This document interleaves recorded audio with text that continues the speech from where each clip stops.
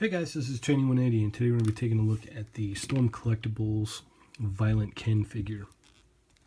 Really excited to get this figure. It's got a couple hiccups here and there. We will go over those. That's one of them. But as you can see here, it looks very screen accurate or game accurate. I mean, maybe a little bit bulkier around this area, but all in all, they're still going for that game style. I see where they're coming from, and I'm cool with it. So let's go ahead and get into his accessories real quick, and then we'll go over articulation. So Ken comes with this Psycho Fireball effect here. We can actually pull that off. And it just pegs right back on. Fits on the display stand. You get his uppercut with Psycho energy. He also comes with 4 different head sculpts. So we have this one here, looking very violent and psycho. And you have this screaming one. Paint looks really good on it. I can't complain. I wish we would have got like a little bit of a wash in the hair possibly, but that's just nitpicking. I'm fine with what I got here. Then we get this one. That one's really nice too. As you can see. And the hair is like a nice soft plastic here. And then here's the one on the figure, which looks really nice.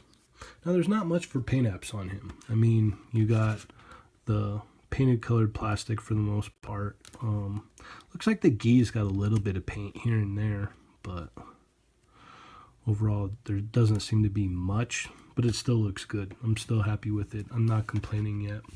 We also get 2 open hands here.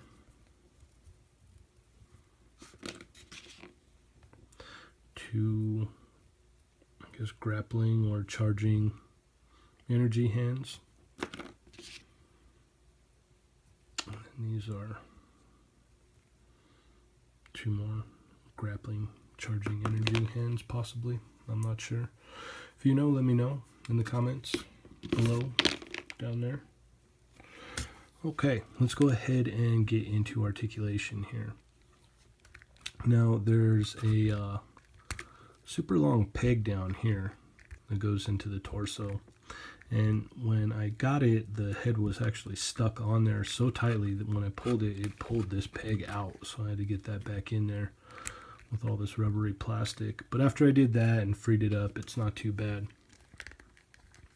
So the head is going to be able to look back that much, and it could go a little bit more, but that plastic won't allow it.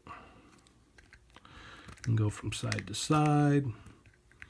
It turns, you know, you can get pretty wild if you want. Not too bad. So the arms go up about that far. And that is on a ball joint there, and you've got this piece of plastic covering up the joint. But you know, you can get back and forth there fairly well. The arm goes all the way around. We have a bicep swivel, double hinged elbow, and we've got a ball joint for the wrists here. Got the soft plastic here for the glove. And then that just pops right back on, and you can finagle that back in place. Now ab crunch, we've got a joint here and then the lower joint here. And okay, yeah, that's the issue. This thing is super lubed up because it probably got tight and it pops off with ease. So he can crouch about that far. And going back.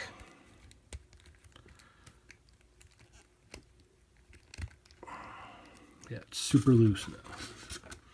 Go back pretty far too. Just pops right off. And go side to side if you want. You know, and then the gi kind of inhibits a little bit of movement here. I mean, you can move that off if you want. You can get some articulation in the belt there. And I think this, yeah, this pops off so you can pull this whole deal off, as you can see. Yeah, there's a little peg in there.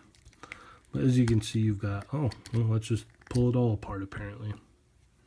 You can see all the inner workings. So we got a ball peg there, pegs into here. And then a ball peg that pegs into here. And that's the complete guts of him. The legs go out really far. That's impressive.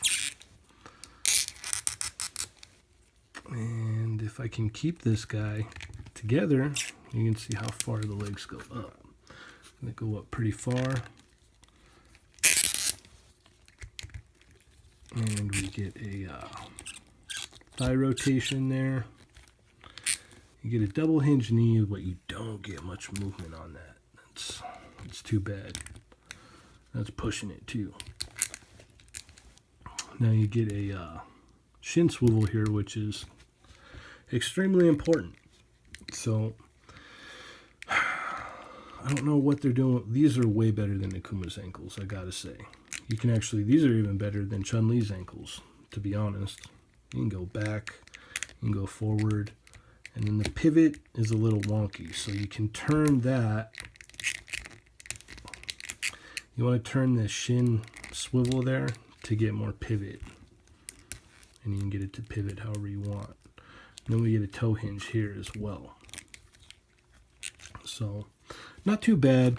For the price, I'm definitely happy with what I paid for it. Once again, I want to give a shout out to 80s Baby on Instagram. Give him a follow.